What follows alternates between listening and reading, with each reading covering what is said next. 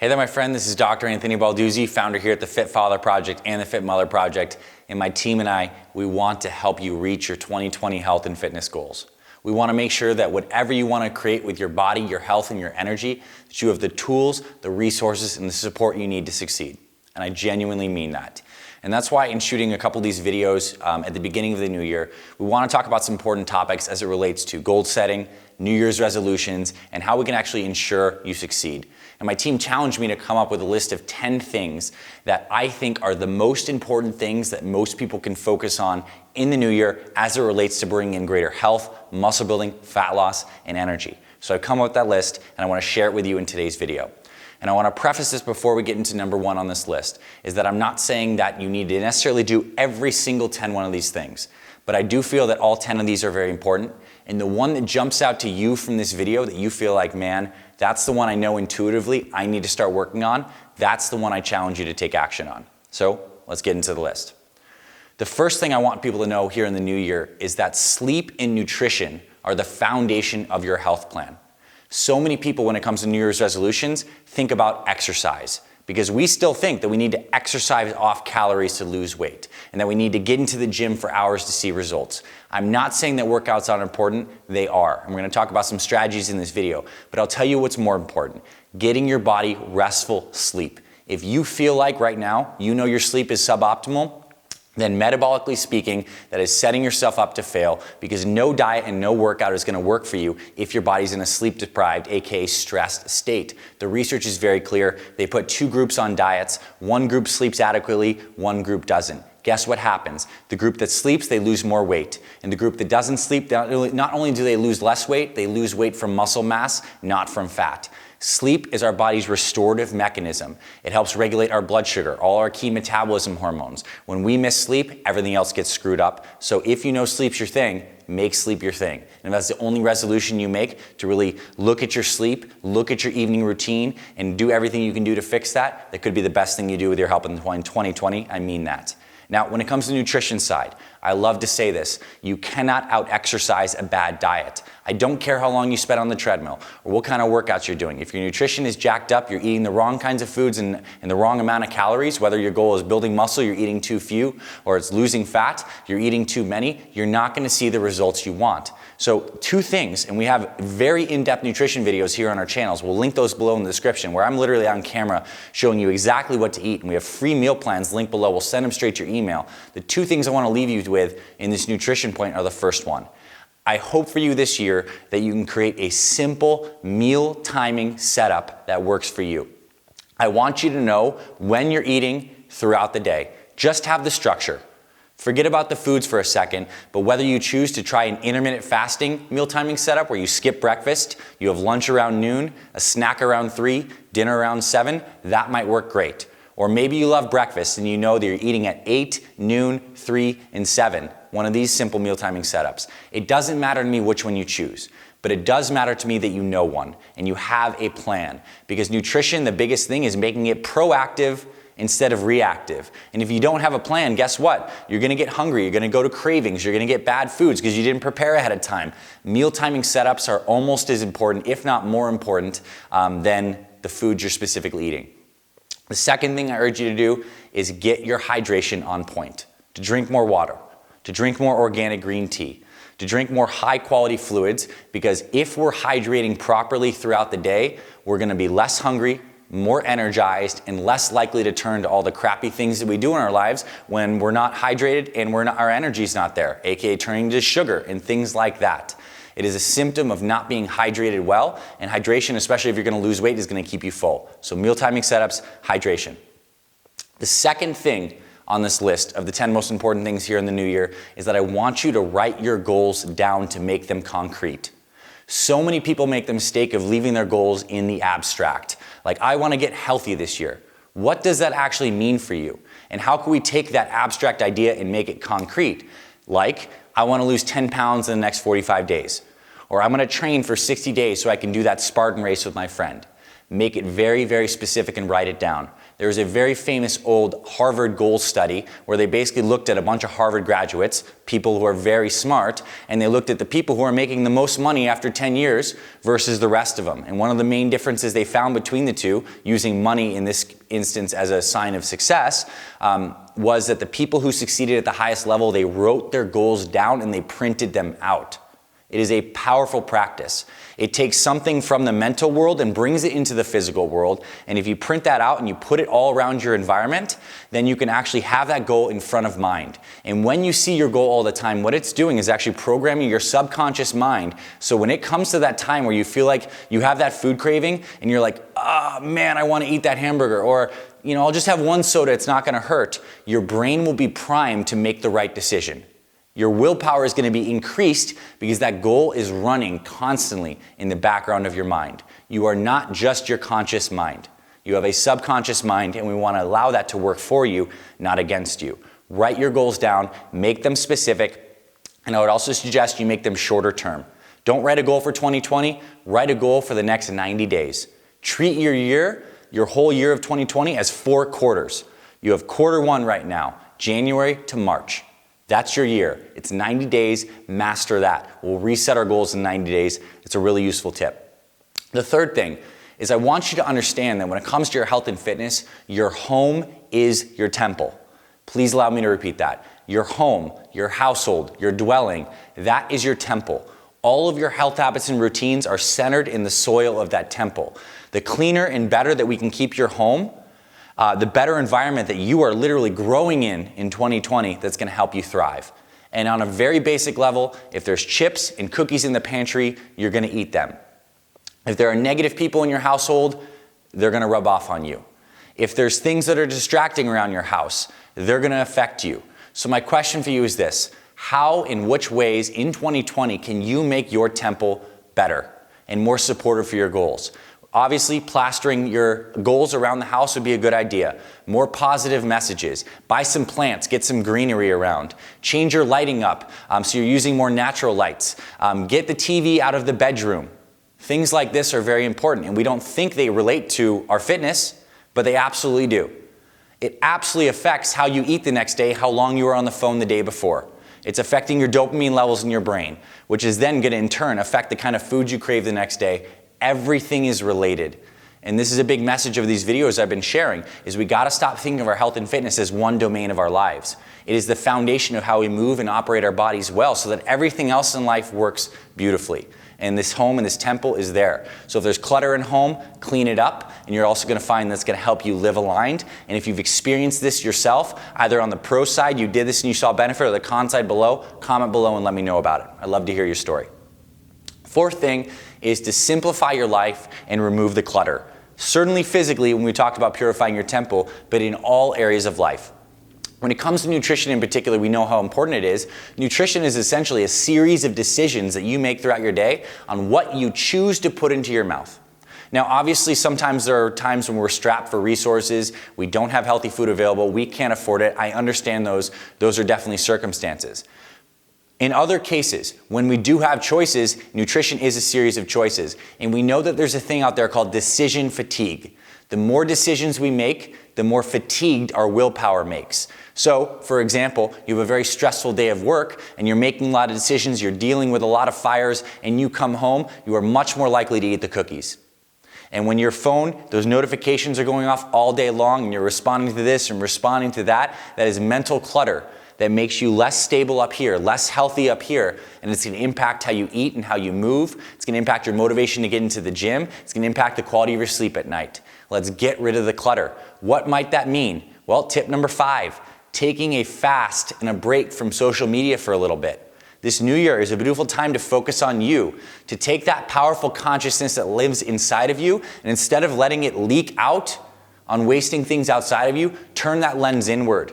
Focus on yourself and get rid of some of the distractions. Maybe hop off social media for a while.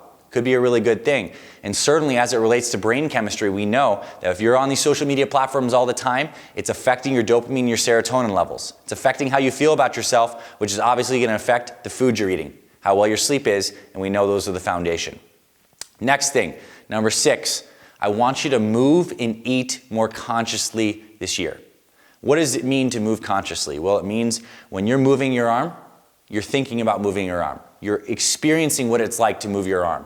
When you're walking, you're feeling your feet on the ground. When you're eating, you're tasting your food. When you're breathing, you're experiencing the breath come through your body. You're experiencing the expansion and the contraction. And this sounds simple and something that may be easily dismissed, but it's probably the most important thing possible. You've probably heard the concept that life essentially is the eternal now. We are always in this now moment. Past was past, future will yet to happen, but it's always going to be this now slice.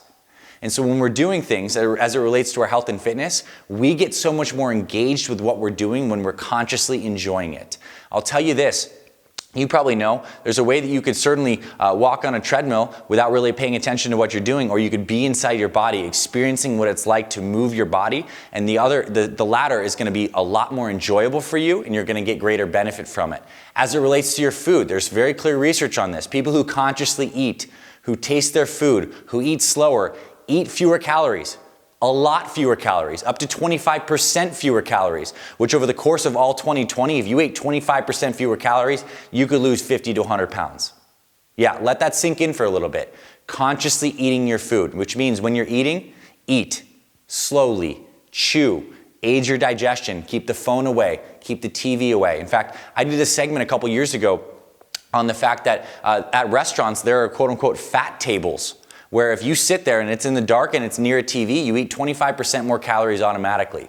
It's because all these forces are operating in our unconscious and our subconscious all the time, and now we need to bring them to the conscious. We need to enjoy and feel our bodies. So a simple exercise is, if you've never tried meditation before, try a meditation walk.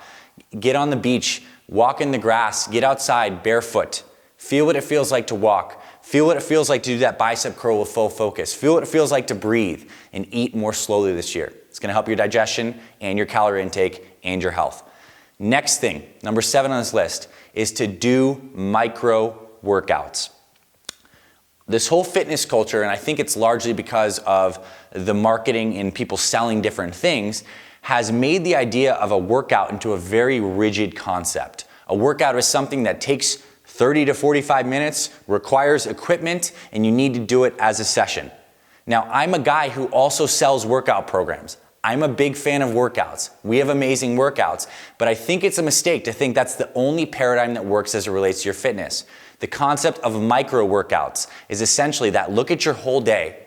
We're looking at it through conscious movement. If you can sprinkle and pepper in movement throughout the entire day, you're winning. So imagine what it's like. You're at the office, you're working, you work for 50 minutes, you get up and you do 30 air squats, and then you go back to work. 2 hours later, you get up, you take a walk around the block outside in the sun, doing some deep breathing. 2 hours later, you do some more work, you get up and you do 15 push-ups on the floor. At the end of the day, you've essentially done a workout. You've done air squats, you've walked, you've done push-ups, maybe you took the stairs instead of the elevator, maybe you parked your car farther away. You accumulated daily movement, and that is not insignificant.